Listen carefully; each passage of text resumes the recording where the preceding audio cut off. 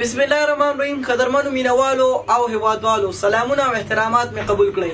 زه څبو ننګرهاری له تاسې ټولو څخه دا درخواست کوم څو د اختر په خوشحالیو کې خپل هغه بېوزله ورونه د شهداو ورثه یتیمان او همدارنګې محتاجه او غریبه طبقه هیره نه کړئ.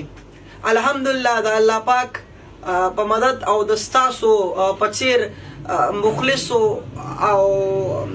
او شتمنو او د کلاس اشخاصو رونو په مدد باندې او په مټ باندې ما وکولی شو څو د روژې په مبارکې میاشتې بهیر کې د ستاسې ټول صدقات او د ستاسې بس باندې او مرستې مستحقو او بېوزله ورونو او خویندو ته ورسوم. او همدارنګې د ننګرهار په ولایت کې مو د روژه ماتي پروګرامونه مو ترتیب کړل چې پکې عام او خاص روژهدارانو ته مو پکې روژه ماتې تابعه او همدارنګې هغوی ته مو ورسولو.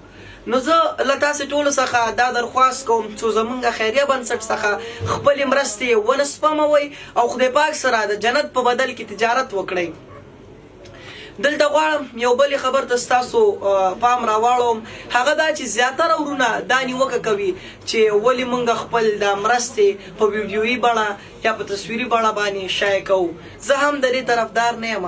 خدا صرف او صرف د هغه ورونو لپاره کوم چې خپلې مرستې او بس باندې رالیږي چې د هغوی د زړه د اطمینان او همدارنګې د باور او د یقین لپاره او د هغوی د مرستو د شفافیت لپاره دا مونږ کوو. او انشاءالله امید ده چې تاسو به خپلې خوشحالیانې خپلو ورونو خپلو بېوزلو ورونو او یتیمانو سره به شریکې کړئ. ډېر زیاته مننه. الله خوشحاله.